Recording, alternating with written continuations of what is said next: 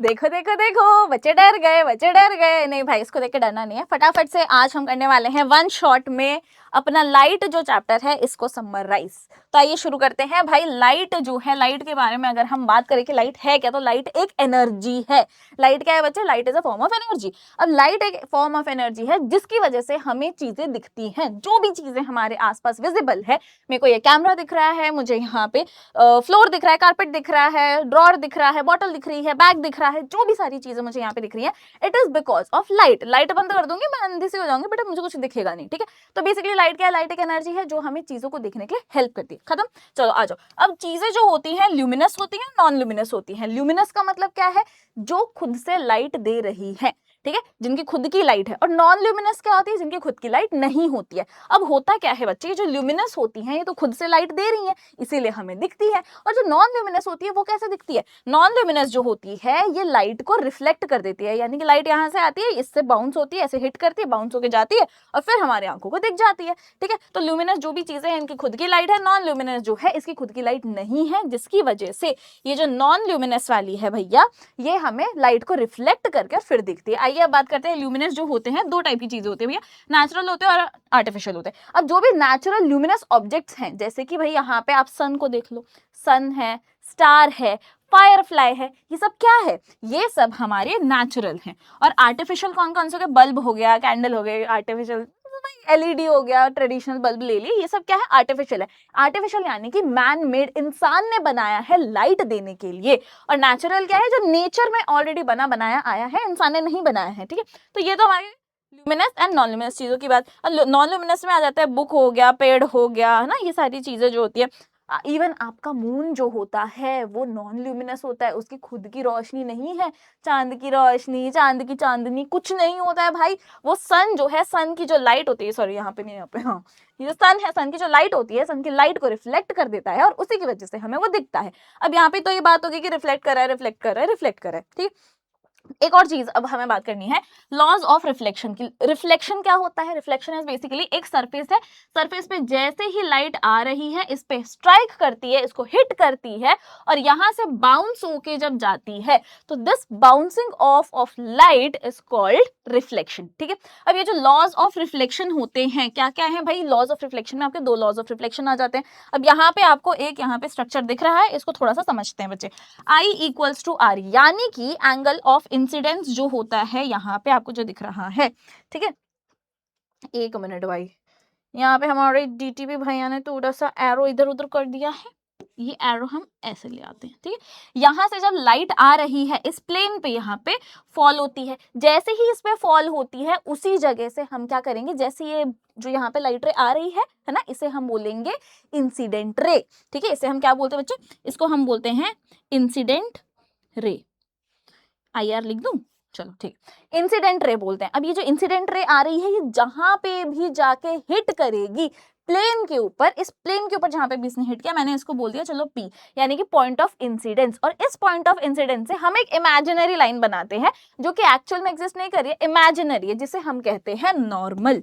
And लिख देती हूँ गाइस यहाँ पे। ये जो आपको इमेजिनरी 90 डिग्री पे बनानी है भैया, परपेंडिकुलर बनानी है हमें टू द प्लेन। कहाँ पे बनानी है? ऐसा नहीं है कि यहाँ पे मैं अपने मन से बना दूंगी परपेंडिकुलर है, वहां पे बना देते हैं, नहीं, जहां पे पॉइंट ऑफ इंसिडेंस है वहां से मैं शुरू करके एक परपेंडिकुलर लाइन बनाऊंगी, जिसे मैं नॉर्मल बोलूंगी, इमेजिनरी लाइन है। और यहाँ पे जैसे ही ये जो फंडा है बेसिकली ये बोल रहा है कि भैया लाइट आई, ढिचुक करके रिफ्लेक्ट होके जा रही है, और जब ये रिफ्लेक्ट होके जाती है तो इसको मैं बोलूंगी रिफ्लेक्टेड रे। ठीक है, इंसिडेंट रे आई, हिट किया, बाउंस करा और रिफ्लेक्ट होके जा रही है। अब यहाँ पे जो मेन बात, यहाँ पे लॉज ऑफ रिफ्लेक्शन बोल रहे हैं, तो इसका ये कहना है कि पहली बात देखो चचा, यहाँ पे जो आपको दिख रहा है, ये जो एंगल बन रहा है, इसे हम कहते हैं एंगल ऑफ इंसिडेंस। ठीक है, आई से रिप्रेजेंट करते हैं इसको, एंगल ऑफ इंसिडेंस। और यहाँ पे जो नॉर्मल एंड हमारा रिफ्लेक्टेड रे के बीच में जो एंगल बन रहा है, इसे हम कहते हैं एंगल ऑफ रिफ्लेक्शन। पहला लॉ हमारा बोलता है कि एंगल ऑफ इंसिडेंस और एंगल ऑफ रिफ्लेक्शन जो होता है दोनों इक्वल होता है, यानी कि नॉर्मल से अगर हमारा पॉइंट ऑफ जो इंसिडेंस है, यहाँ से हमने एक जो इमेजिनरी लाइन बनाई थी है ना, तो यहाँ पे बोल रहा है कि ये जो पॉइंट ऑफ इंसिडेंस है, यहाँ से जो इमेजिनरी लाइन गई है जिसको हम नॉर्मल बोल रहे हैं, तो ये जो यहाँ पे एंगल बन रहा है इंसिडेंट रे और नॉर्मल के बीच में, यानी कि एंगल ऑफ इंसिडेंस जो है अगर ये हमारा 30 डिग्री है तो एंगल ऑफ रिफ्लेक्शन भी 30 डिग्री होगा। चलो ठीक है, अब आपने बोल दिया नहीं नहीं नहीं नहीं ये तो हम बात नहीं मानेंगे, कोई बात नहीं, 30 डिग्री नहीं है, हम कुछ और लेंगे, हम तो 40 डिग्री लेंगे। तो भैया अगर यहाँ पे एंगल ऑफ इंसिडेंस 40 डिग्री है तो एंगल ऑफ रिफ्लेक्शन भी 40 डिग्री ही होगा। तो ये हो गया बेटा हमारा पहला लॉ ऑफ रिफ्लेक्शन कि जितना भी आपका एंगल ऑफ इंसिडेंस है उतना ही आपका एंगल ऑफ रिफ्लेक्शन भी रहेगा। ठीक है, खत्म बात। दूसरा लॉ बोलता है कि इंसिडेंट रे हो गया, पॉइंट ऑफ इंसिडेंस हो गया, नॉर्मल हो गया, रिफ्लेक्टेड हो गया, ये सब के सब एक ही प्लेन में लाई करते हैं, इधर उधर नहीं जा रहे हैं, एक ही प्लेन में। ठीक है, चलो ये दो हमारे लॉज ऑफ रिफ्लेक्शन हो गए। अब बात करते हैं कि प्लेन मिरर जो होता है इस पे हमारी एक इमेज बनती है। प्लेन मिरर है, सपाट सा चपटा सा है ना, ऐसे कर्व्ड नहीं है। ठीक है, कोई भी कर्व्ड मिरर नहीं है, ना कॉनकेव है ना कॉन्वेक्स है, यहाँ पे क्या है सीधे प्लेन मिरर है। ये सपाट सा एकदम चपटा सा मिरर है जिसमें आप रोज खुद के देखते हो। इसके बारे में थोड़ा सा बात कर लेते हैं भैया। इसके अंदर आप देखते हो कि कुछ इमेज फॉर्मेशन हो रही है, और ये जो इमेज फॉर्मेशन हो रही है इसी के बारे में यहाँ पे आज बात करने वाले।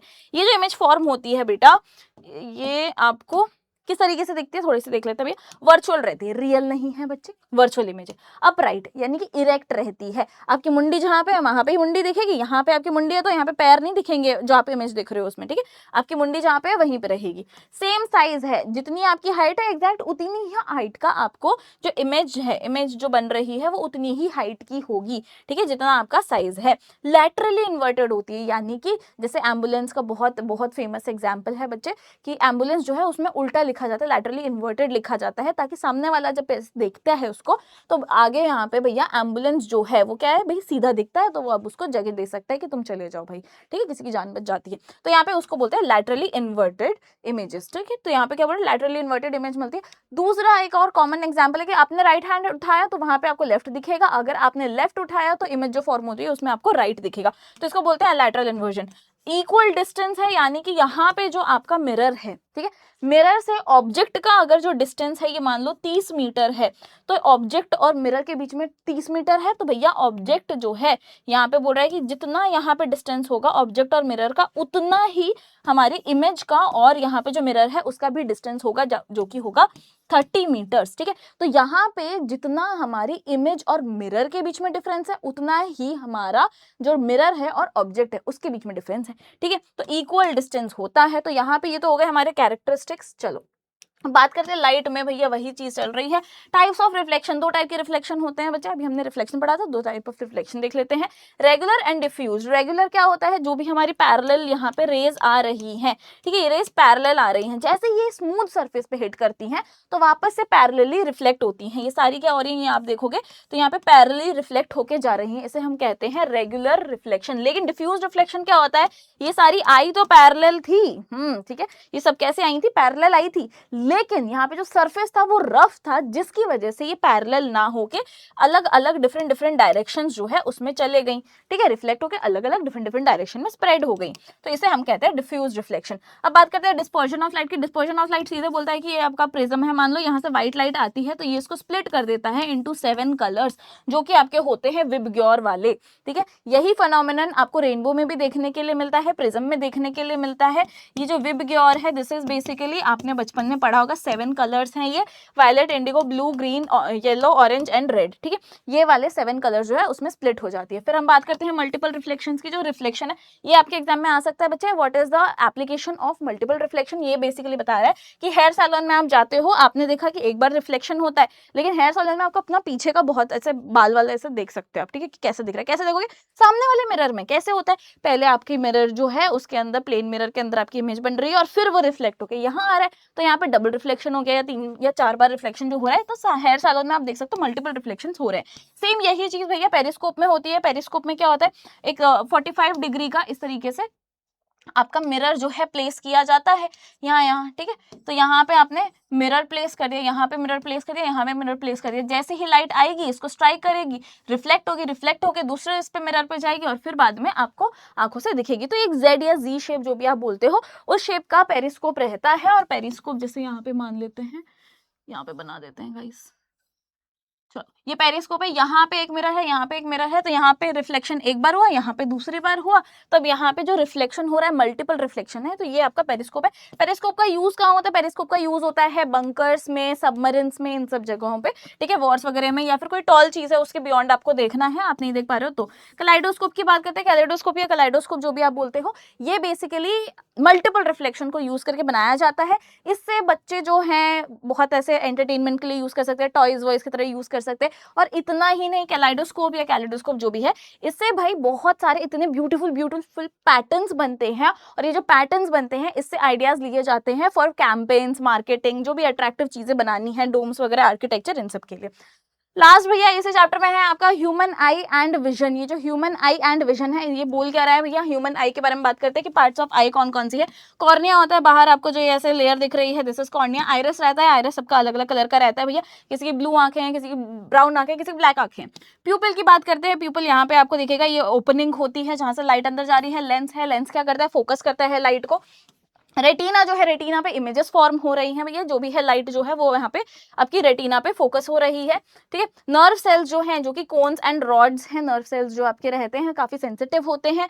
कोन्स जो है ये सेंसिटिव टू ब्राइट लाइट होते हैं, रॉड्स जो है ये सेंसिटिव टू डिम लाइट होते हैं। ऑप्टिक नर्व की बात की जा रही है, यहाँ पे जो ऑप्टिक नर्व होता है ये ब्रेन को सिग्नल पहुंचाता है, जो भी सेंसेशंस होती हैं यहाँ पे ये पहुंचा रहा है ऑप्टिक नर्व। और एक और बात ध्यान रखनी है बच्चे, ऑप्टिक नर्व और रेटिना के बीच में जो जंक्शन होता है वहां पे होता है ब्लाइंड स्पॉट। ये आपको 1 मार्क का क्वेश्चन पूछा जा सकता है, देख लीजिएगा।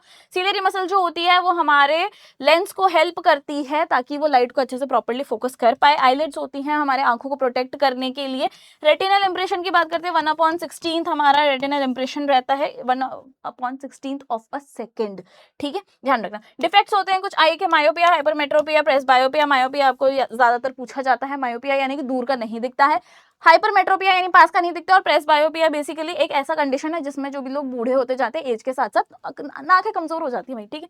चलो, जैसे जैसे चीज पुरानी होती है वैसे वैसे खराब होने लगती है ना, थोड़ा थोड़ा एक्सपायर होने लगती है, उसका डेट निकलते रहता है, पुरानी हो जाती है, वैसे ही यहाँ पे प्रेसबायोपिया, ठीक है। विजुअल इंपेयरमेंट की बात करते हैं, विजुअली इंपेयर्ड जो लोग होते हैं, भले ही वो पार्शियल हो, भले ही फुल्ली ब्लाइंड हो या पार्शियली ब्लाइंड हो, जो भी होते हैं जिनको विजुअल इंपेयरमेंट होता है, नहीं दिखता है, तो उनके लिए एक सिस्टम है जिसे हम कहते हैं ब्रेल सिस्टम। ब्रेल सिस्टम के थ्रू यहाँ पे वो एम्बॉस्ड कैरेक्टर्स रहते हैं, वहाँ पे वो पूरी की पूरी चीजें सीखते हैं, 1 2 3 4 ABCD सारी चीज सीखते हैं, और फिर बाद में वो बेसिक से स्टार्ट करते हैं, बेसिक से स्टार्ट करते करते वो आगे बढ़ते हैं कि भैया यहाँ पे लेटर्स फॉर्म करना, स्पेशल कैरेक्टर्स, और फिर सेंटेंसेस बनाना, ये सारी चीजें वो सीखते हैं। इस तरीके से वो रीडिंग एंड राइटिंग जो है उसको सीख पाते हैं, क्योंकि भैया अब इनको तो दिखता है नहीं, तो फिर वो कैसे यहाँ पे फॉर्मेशन देखेंगे, तो वो ब्रेल सिस्टम का यूज किया जाता है। और ये ब्रेल सिस्टम जो है धीरे धीरे धीरे धीरे काफी एडवांस होते जाता है, होते जा रहा है, ठीक है। नई नई इसमें इनोवेशंस आ रही हैं, न्यू न्यू एकदम फैसिलिटीज प्रोवाइड कर रहे हैं ताकि ब्लाइंड लोग जो हैं वो भी इंडिपेंडेंट हो सके।